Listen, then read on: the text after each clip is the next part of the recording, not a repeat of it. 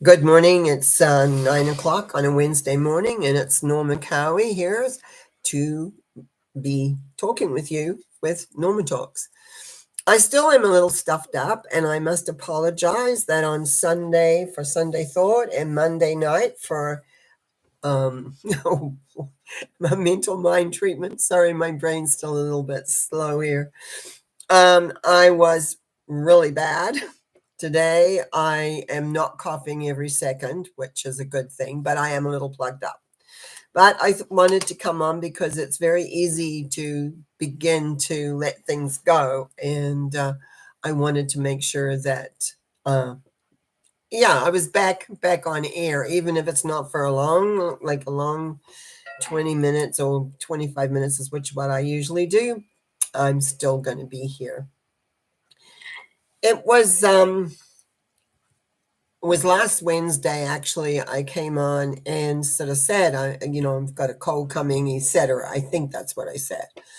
But I'll tell you, after that, I was right out of it. I hardly ate for 3 days. I lived on water and sleeping and coughing and nose blowing. But and then as I began to get a little bit better, I'm not really better, but more awake. But I just wasn't hungry. I was just very much full of this cold. Now I've heard that someone did tell me really early on that tends to last a good week. I would say I'm a week now, over a week now, and I would say it probably lasts a little longer than that. But it definitely is out there. People do have this, whatever this is. I've heard people say it's COVID. I don't believe it is. I had COVID very early in the COVID situation. The only thing I didn't have then was a cough. Well, I have a cough this time for sure. But anyway, it made me think about how do we handle situations like this that we don't want, but they're here. And so acceptance often is a large part of that. I know I didn't have too much else to do but accept this is where I was at. I was coughing a lot. My head was just streaming fluids. I missed my haircut, but luckily I have another appointment now for Saturday, and that was the most disappointing. Was I couldn't go for my haircut because I was ready for it, and but anyway, we've now got an appointment for Saturday afternoon, so I feel much better about that. I also had to cancel some appointments because I just wasn't in the right mindset to be able to handle or do anything. And those have all been rearranged, and we're getting back on track there. So life happens. Very often we forget that we go along in our merry way and a little organized in the way we want it, and everything's good and everything's fine. And then all of a sudden, as they say, an axe gets thrown into the works and everything shifts and changes. And how do we handle those things? How do we handle things when all of a sudden everything seems to fall apart? I was not in a place to be able to do too much, so my house fell apart. And anybody who has been homesick with no one to help them, really, and I didn't want any help. I didn't want anybody coming in because I didn't want anyone else to get this. So I was very clear to a friend of mine who wanted to go and said, "No, don't come anywhere near." So now, as I began to get a little bit better, excuse me, here, I began to get my house back in order a little bit. How quickly things fall apart. That was one thing that it was amazing to me. So I was thinking the other day, and as you all know, I'm a tarot person, and I was thinking, what am I going to talk about? Because it's not like I've had experiences of things going on. I have not done. There was 2 shows that I just didn't get to do. So where and what and how.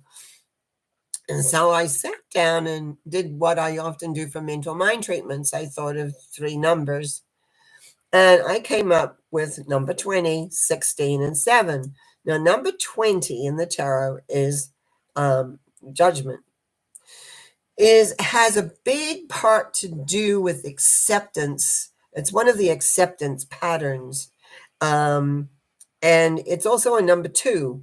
So number 2s have a lot to do about decisions and working with decisions, and accepting the results of the decision.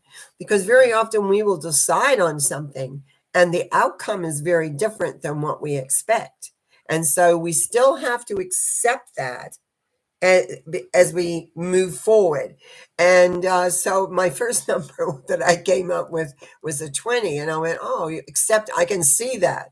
Because when something like this comes out of the blue, no kidding, it wasn't, it was like on Tuesday, I began to feel like I was getting a little, my nose was tickling, and I was beginning to feel like, have I got a cold? I feel like I got a cold coming on. I can't even remember the last time I had a cold, to be honest. And so I was, and as I say, by Wednesday, it was definitely here. But I had made a commitment to myself when I first developed the melanoma cancer that I would keep, no matter what, I would do my shows. But you can't do your shows when you're coughing every 2 seconds and blowing your nose every same thing.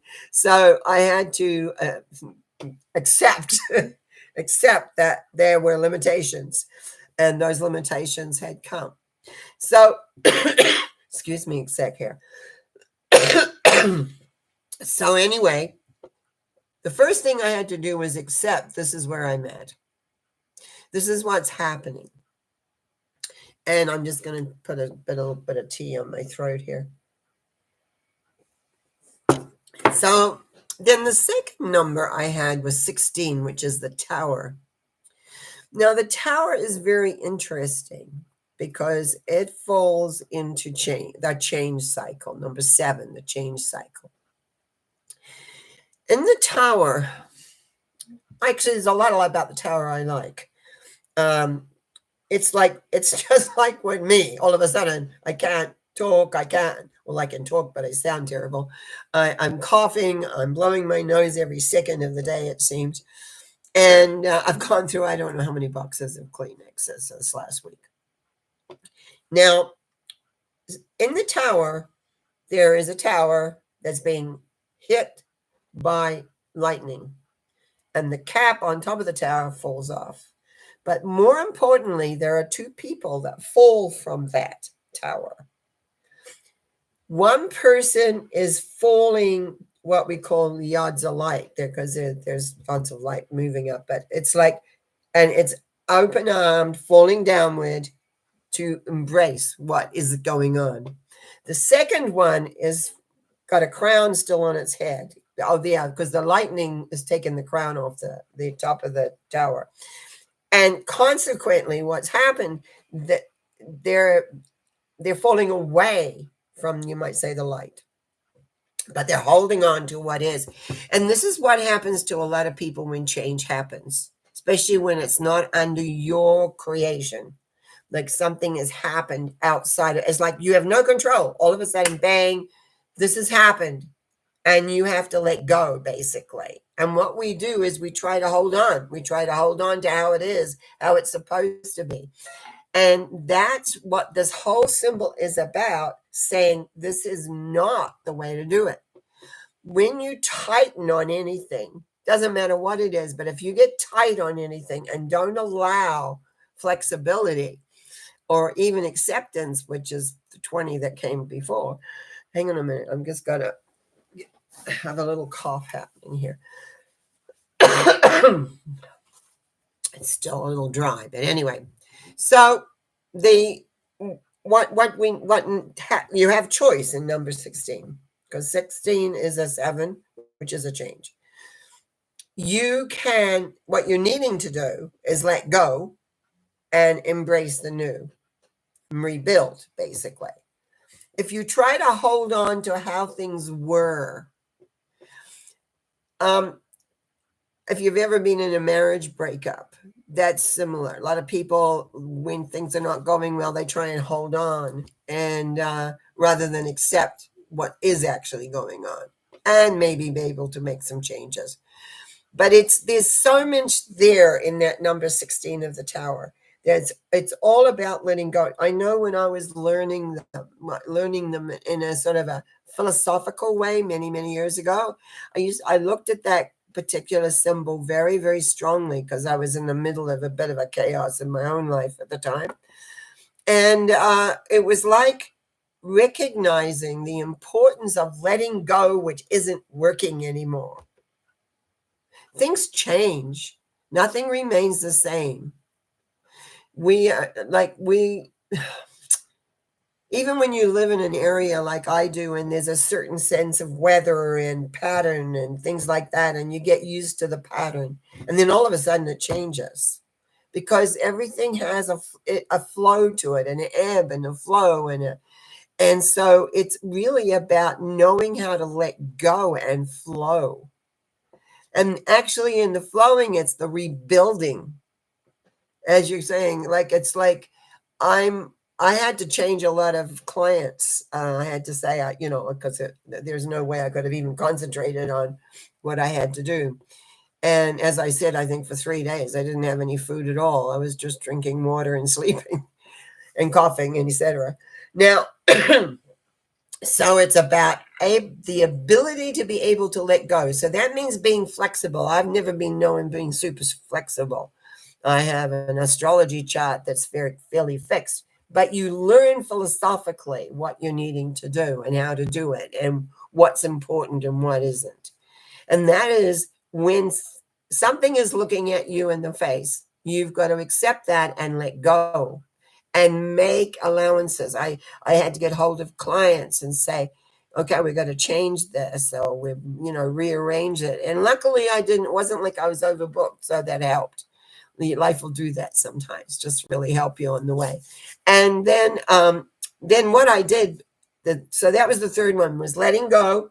And what happens is that you rebuilding is a 7. And I looked at that and I smiled to myself because 16 is a 7.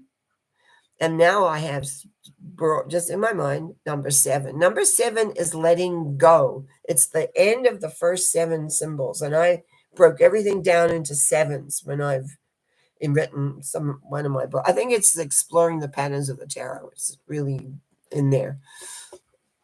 And 7 is where it's like a charioteer turns his back on the past and steps out into the future. That's what we do in life.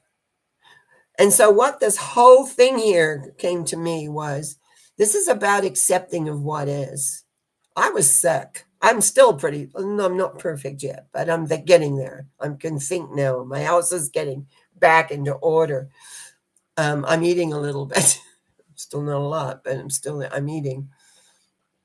And so it's like accepting the change, accepting and letting go of what had to be. I was kind of beating myself up because I'd made this commitment to myself way back, year and a half ago, when this whole health journey of mine began. Maybe it's even more than that. And I had made that commitment, and no matter what I was laid out. So how could I possibly do it? So there comes times when we set things up for ourselves, and then we have to accept we can't do that. The hardest thing for me was giving up my hair appointment, but I knew I couldn't go, and I didn't want to risk taking my germs, so to speak, with me to my hairdresser. But I've got one for Saturday. She's kindly putting me in on Saturday so I can breathe again, because that's one of the things I need to keep doing, is getting my hair cut off a little bit at a time. Now, so I want you to think about your life. I want you to think about when you have resisted change, because we tend to be creatures of habit, and we want to be where we are. We want it to be where we know, where we feel comfortable. We want comfort. Well, I just spent a week which was not comfortable, believe me. And so it's like having to learn how and where and when to let go, to accept the inevitable, to accept when I say inevitable, the reality of what really is happening, See, most of us like to live in this idea that our life is absolutely where we want it to be and everything is perfect and wonderful. That's what we want, but it isn't always that way. And you can't go through life, especially I think when you hit your 40s, and not have changes. That's when my life began to change, was when I hit my 40s, 45 and there. And then, excuse me again, and then we went for, so it's like learning how to accept and know what to let go of. Know what to let go of. And remember, in letting go, you're making room for something else to come in. Whether it's a new idea, whether it's a new concept, whether it's a new behavior, whatever. Rigidity does not work well in life for over time. And a lot of people are rigid. They get a concept that this is how it's supposed to be, and that's it. So it's having flexibility. It is having the ability to let go of what's been back there, what's happened, and yet be able to look forward ahead and know that you will achieve. You will proceed. You will do what you can do to the best of your ability at any given time. And that's all life asks of us. Now, I have a deep spiritual connection. But when you're sick, you kind of forget sometimes that. But I remembered, and it wasn't like I spent a lot of my time doing my meditations and things. I didn't, because I was sleeping. And which is my body's way of saying, hey, you've got this horrible cold now. Get rid, you got to get well enough to deal with that. But it's like I know that we do create scenarios in our lives. And sometimes it was like me almost setting up way in the beginning, saying, no matter what, I'm going to do these shows. And then realizing there's no way I can do them. And even today, I possibly should not be doing one because my voice is not perfect. Well, hey, is my voice ever perfect? But I'm still very stuffy. But I feel better for doing it. I feel better being able to share and let you know that life comes along right when you think you're on top of the pile and knocks you down. It says, no, you got to let go. And that's where that tower, number 7, see, 16 and 7 is 1, which is beginnings, and 6, which can be confusing, becomes 7, which is letting go of the past and moving forward. So that's my talk today. I want to thank you so much for listening and bearing with my very nose-driven talk here of the odd cough. And I'm looking forward to getting better every day, growing and getting my house more and more in order. Throw that Kleenex down there. And just basically getting back onto, you might say, the horse. Because for a week, I haven't been on it. I have not been able to think. I have not been able to do anything too much except sleep, cough, blow my nose. Wish you well. I'll be back on Sunday with a Sunday thought because that's what we do on Sunday mornings. Think well, be happy, know that all is well. And I also want to say to Janine and to Yvonne, hi, and thank you so much for letting me know you're here and there. And I look forward to whatever this next week's going to bring. I'll be back Sunday. Thank you. You have a good week. I know.